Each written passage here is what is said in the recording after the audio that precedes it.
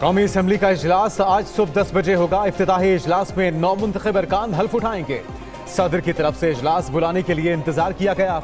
निगरान वजीर आजम की एडवाइस पर कौमी असम्बली सेक्रेटेरिएट ने इजलास तलब कर लिया। इजलास का 2 नुकाती एजेंडा भी जारी। वजीर आजम का इंतखाब 4 मार्च को होगा। 1 मार्च को स्पीकर और डेप्यूटी स्पीकर के उम्मीदवार कागजात नामजदगी जमा कराएंगे। 2 मार्च को स्पीकर का इंतखाब होगा। हुकूमत साजी का मुजवजा शेड्यूल तैयार। इन हालात में माशाअल्लाह शहबाज शरीफ इज़ द बेस्ट चॉइस। उनको बतौर वज़ीर आज़म का कैंडिडेट डिक्लेयर करूं।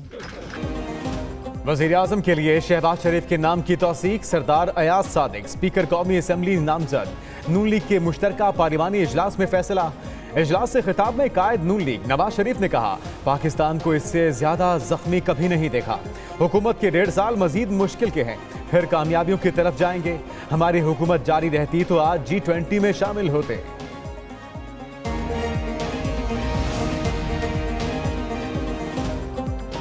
आजाद अरकान शामिल होने से हमारी तादाद 104 हो गई। कौमी असम्बली का इजलास बुलाना सदर की आईनी जिम्मेदारी थी। आरिफ अलवी ने आइन की 2 बार धज्जियां उड़ाई।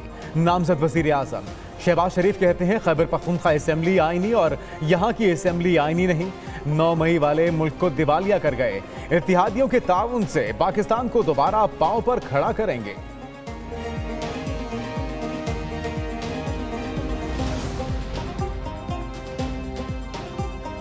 कौमी असम्बली इजलास से पहले इत्तेहादियों की पुरतकल्लुफ खाने से तवाज़ो। नामजद वज़ीर आज़म शहबाज शरीफ की तरफ से इत्तेहादी जमातों का अहम इजलास और इशाइया। आसिफ जरदारी, बिलावल भुट्टो, मुस्तफ़ा कमाल, तारिक बशीर चीमा, अब्दुल अलीम खान और दीगर इत्तेहादी रहनुमाओं की शिरकत। बिलावल भुट्टो ने मिसाक मईशत, कौमी इत्तेफाक राय, इंतखाबी और अदालती इस्लाहात पर अमल दरामद की तजवीज़ पेश कर दी। अतशाइये के बाद मीडिया से गुफ्तगू में हसन इकबाल ने कहा, मुल्क को चैलेंजेस से निकालने के लिए इत्तेहादी मिलकर काम करेंगे।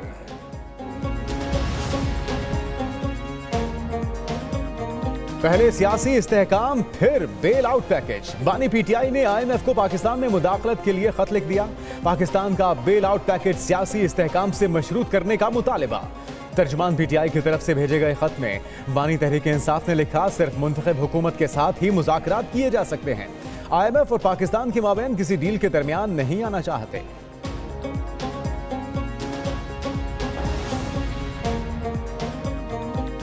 हंगामा राई, घड़ी लहराई, मुक्के मारे, धक्के दिए, जूते और लोटे उछाले। खैबर पख्तूनख्वा असम्बली के इफ्तिताही इजलास में बदतरीन धींगा मुश्ती। ऐवान मैदान जंग बन गया। इजलास से पहले शहरियों का धावा, गेट तोड़कर दाखिल होने की कोशिश। स्पीकर मुश्ताक गनी और अली अमीन गंडापुर की आमद पर बदनज़मी हुई। साथ आए मेहमानों ने ऐवान में दाखिल होने की कोशिश की। नून लीग की सोबिया शाहिद ऐवान में घड़ी लहराती रही। खातून रुकन पर लोटा, बोतल और जूता फेंक दिया। लीगी रुकन फेंकी गई अशिया उठाकर दिखाती रहीं। PTI कारकुनों की स्पीकर चैम्बर में भी घुसने की कोशिश। अमले के साथ हाथापाई, शीशे टूट गए।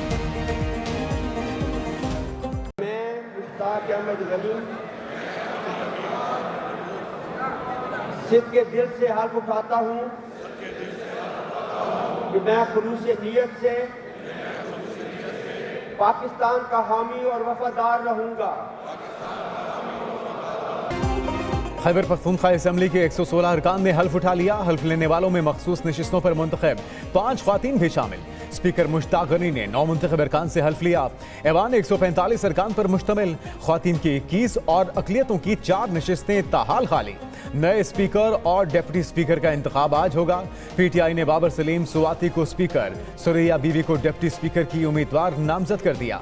वज़ीर आला का चुनाव जुम्मे को किया जाएगा। अकरम दुरानी का अपोजिशन लीडर बनने से इनकार।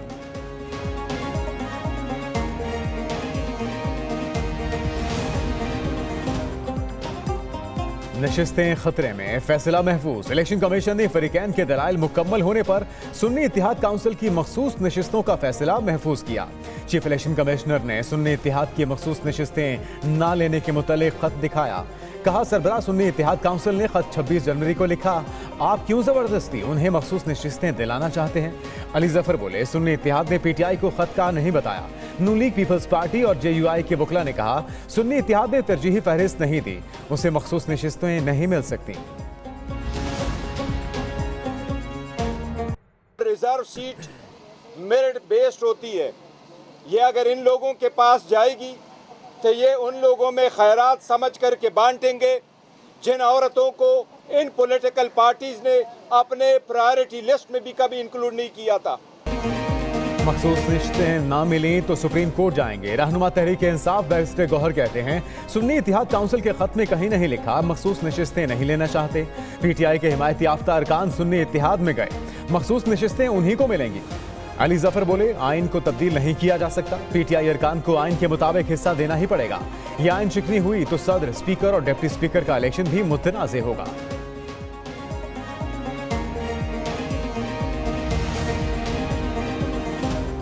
मैं जमरक खान सच के दिल से हल्फ उठाता हूं कि मैं खलूस नत से पाकिस्तान का हामी व वफादार रहूंगा। बलूचिस्तान की नई असेंबली ने हल्फ उठा लिया, सूबे में हुकूमत साजी के लिए पहला मरहला मुकम्मल। बलूचिस्तान असेंबली के इफ्तिताही इजलास में नौमुंतखब अरकान से डिप्टी स्पीकर जुमर खान एचकजई ने हल्फ लिया। 58 नौमुंतखब अरकान ने हल्फ उठाया। सरफराज बुगटी, नवाब सनाउल्लाह ज़ाहरी, जाम कमाल और अख्तर मेंगल मौजूद नहीं थे। ऐवान में इलेक्शन के दौरान दहशतगर्दी में शहीद अफराद के लिए फातिहा खानी की गई।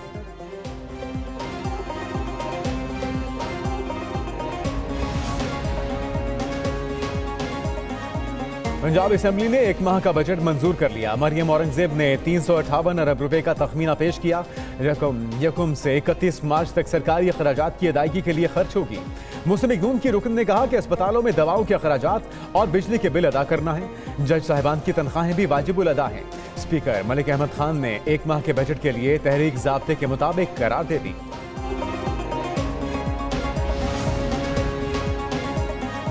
ये मेरा फ़र्ज़ है, ये मैं अदा करूंगी इंशाअल्लाह ताला, और खिदमत करके हम अपने सारे ओपोनेंट्स को हम गलत प्रूफ करेंगे। वज़ीर आला पंजाब का एहसन इक़दाम, सियासी कशीदगी कम करने का पैगाम। वज़ीर आला मरियम नवाज की पंजाब असेंबली में अपोजिशन रहनुमा राना आफ्ताब से उनकी नशिस्त पर जाकर मुलाकात। सहाफ़ियों से गुफ्तगू में मरियम नवाज ने कहा खिदमत करके तमाम मुखालिफों को गलत साबित करेंगे, शहरियों के लिए आसानी पैदा करेंगे, खुद पर मुश्किल बर्दाश्त कर लेंगे, किसी पर मुश्किल नहीं आने देंगे। वज़ीर आला मरियम नवाज का तनख्वाह, मरात, गाड़ी और रिहाइश गाह न लेने का भी फैसला।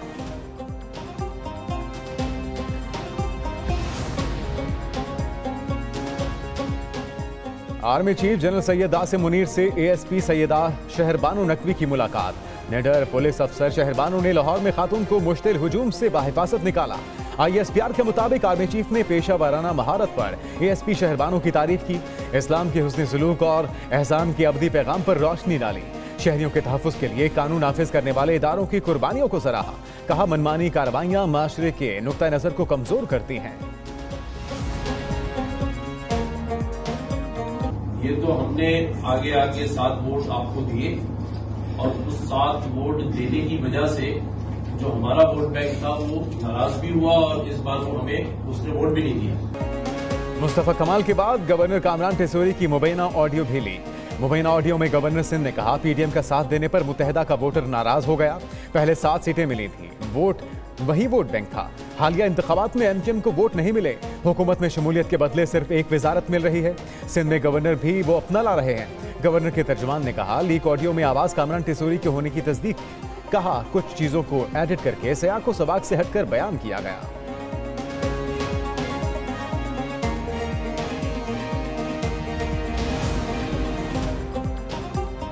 बलूचिस्तान और सिंध में मूसलाधार बारिशों का इंतबाह। पीटीएम में सिंध ने मुमकिन सैलाबी सूरत हाल के पेश नजर अलर्ट जारी कर दिया।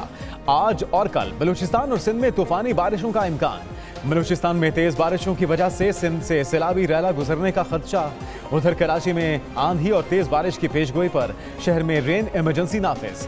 कराची एयरपोर्ट पर भी अलर्ट जारी। सिविल एविएशन अथॉरिटी ने छोटे तैयारों को महफूज मकामात पर पार्क करने की हिदायत कर दी।